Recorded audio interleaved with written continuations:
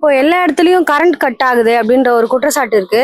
அதுக்கு தாவேகா சைடுல இருந்து என்ன சொல்றாங்கன்னா, திமுக தான் காரணம். இதுக்கு முன்னாடி நடந்த ஆட்சி சரியில்லை. அதனாலதான் இப்படிலாம் நடக்குது அப்படின்ற மாதிரி இவங்க மேல குற்றச்சாட்டு வைக்கிறாங்க.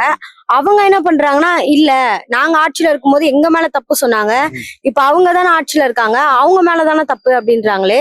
இத பத்தின கருத்து என்ன சார்? யார் மேலதான் அப்ப தப்பு இருக்கும்? யார் மேல தப்புன்னா, உனக்கு மாற்றம் கொண்டது நீதான். அவங்களோட ஆட்சி 5 வருஷம் நடந்தது.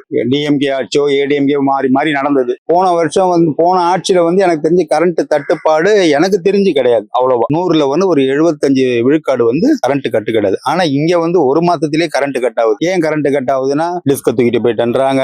வேணும்னே அவங்களே டிஎம்கே ஆளுங்களே கரண்ட்டை கட் பண்றாங்க, பியூஸை போடுங்கிறாங்கன்றாங்க.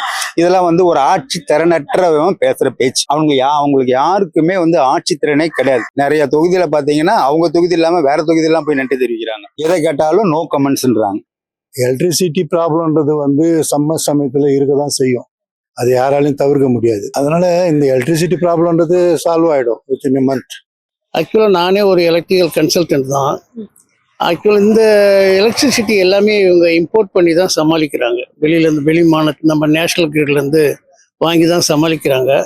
அதனால் சப்ளை ஒன்றும் பிரச்சனையாக இருக்கிற மாதிரி தெரியல. இவங்களுடைய டிஸ்ட்ரிபியூஷனில் சில இடத்துல சில விதமாக இருக்குது. அதெல்லாம் என்னன்னு இவங்க பார்த்து ஒரு ஆட்சி மாற்றத்தினால இருக்கிற சில எம்ப்ளாயிஸ் சரியாக பண்ண மாட்டேன்றாங்களா என்னன்னு பார்த்து இவங்க சரி பண்ணுறதுக்கு அவங்களுக்கு அட்லீஸ்ட் 1 or 2 months ஆகும். அப்புறம் அவங்க சரி பண்ணிடுவாங்கன்னு நினைக்கிறேன். அதுக்கப்புறம் சரியில்லைன்னா அவங்க ஆட்சியை நம்ம குறை சொல்லலாம்.